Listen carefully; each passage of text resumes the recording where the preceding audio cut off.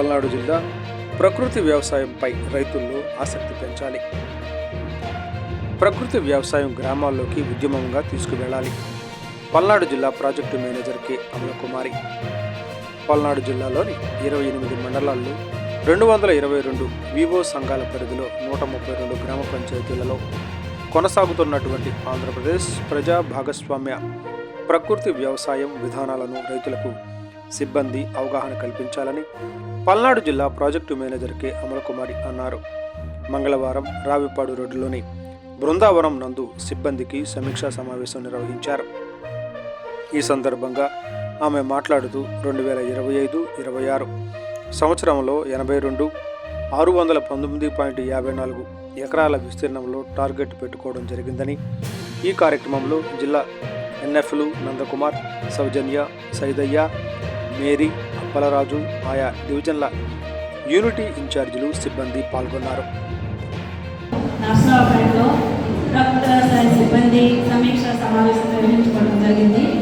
ఈ సమావేశంలో ప్రభుత్వ వ్యవసాయానికి సంబంధించిన యూనిట్ ఇన్ఛార్జెస్, మాస్టర్ ట్రైనర్స్, ఎన్ఎఫ్ఏలు, అలాగే రైతు శాస్త్రవేత్తలు, అలాగే మెంటార్స్ అందరూ కూడా హాజరయ్యారండి.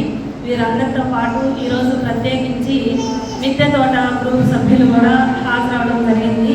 మిద్దె తోటలో మనం చేస్తున్నటువంటి ఈ ప్రభుత్వ వ్యవసాయ విధానాలు ఏవైతే ఉన్నాయో అవన్నీ కూడా మరి నిరంతరం ఆదాయాన్ని పండించే విధంగా ఉండాలి. నిరంతరం ప్రభుత్వ వ్యవసాయానికి సంబంధించిన ఉత్పత్తులు మన సిబ్బంది పండిస్తూ వారి చుట్టూ ఉన్నటువంటి రైతులందరి చేత కూడా వారిని ప్రోత్సహించి పండించే విధంగా వారిని మోటివేట్ చేయడమే ప్రధాన లక్ష్యము. అందులో భాగంగా వేసవిలో పొలాలన్నీ కూడా ఖాళీగా ఉంటాయి. అలా ఖాళీగా ఉంచకుండా 365 రోజులు పొలాల్లో ఏదో ఒక పంట ఉండే విధంగా చూడాలి. కాబట్టి ఈ వేసవిలో PMDS అని ప్రీ మాన్సూన్ డ్రై సోయింగ్ 30 రకాల విత్తనాలు పొలంలో వేసుకొని ఆ విత్తనాలన్నీ కూడా 45 రోజుల దశలో అంతవరకు పరిగణించి కొంత పశువుల మేతగా ఉపయోగించుకోవచ్చు, కొంత వచ్చేసరికి అలాగే మరి కొంత కూరగాయలు, ఆకుకూరలన్నీ పంట తీసుకోవచ్చు.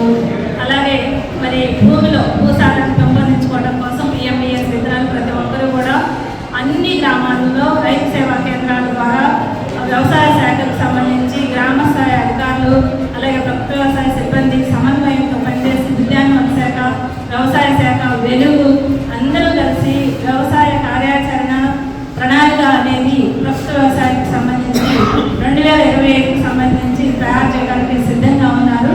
గ్రామ స్థాయిలో ప్రతి గ్రామంలో కూడా జరిగేటటువంటి ఈ ప్రభుత్వ వ్యవసాయ కార్యాచరణ ప్రణాళిక సమన్వయ సమావేశాల్లో ప్రతి ఒక్కరూ కూడా పాల్గొని ఈ ప్రభుత్వ వ్యవసాయం గురించి ప్రజలందరూ తెలుసుకునే విధంగా తెలియజేయాలని మనం చేస్తున్నాము.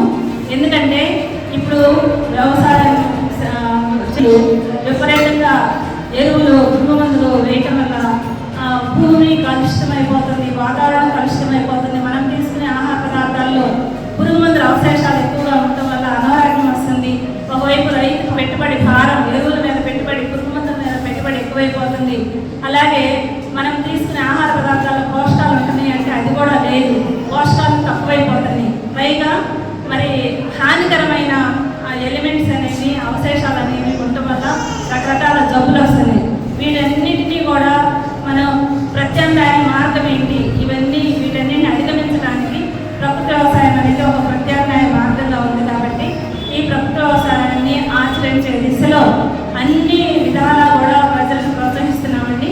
అటు మా ప్రభుత్వ వ్యవసాయ సిబ్బంది ద్వారా వ్యవసాయ శాఖ, ఉద్యానవన శాఖ, వెలుగు తదితర శాఖల సమన్వయంతో పనిచేస్తూ కలెక్టర్ గారి ఆధ్వర్యంలో మరి పల్నాడు జిల్లాలో honourable collector Shri P. Arunababu గారి ఆధ్వర్యంలో మేమందరం కూడా ఈ కార్యాచరణ ప్రణాళికని ముందుకు తీసుకెళ్తూ ప్రభుత్వ వ్యవసాయం అందరూ చేసే విధంగా ప్రోత్సహిస్తూ మరి ప్రజాప్రతినిధులందరి సహకారంతో ముందుకు నడుస్తున్నామని తెలియజేస్తున్నాము.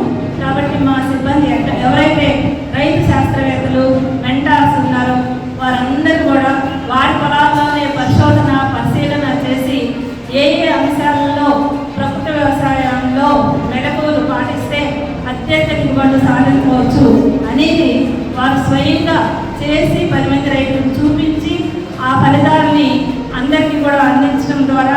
అత్యంత తక్కువ ఖర్చుతోటి అత్యధిక లాభాలు పొందే దిశలో ఆరోగ్యకరమైన పంటలను పండిస్తూ ప్రజలందరికీ కూడా ఆరోగ్యాన్ని పంచే దిశలో ప్రతి ఒక్కరూ పనిచేయాలని ఆశిస్తూ మరి ఈరోజు మిద్దె తోటల సమావేశంలో మొక్కల పంపిణీతో పాటు మన ప్రకృతి వ్యవసాయ విధానంలో పండించినటువంటి కందిపప్పు, అలాగే సపోటాలు, అలాగే పచ్చిమిర్చి, మరి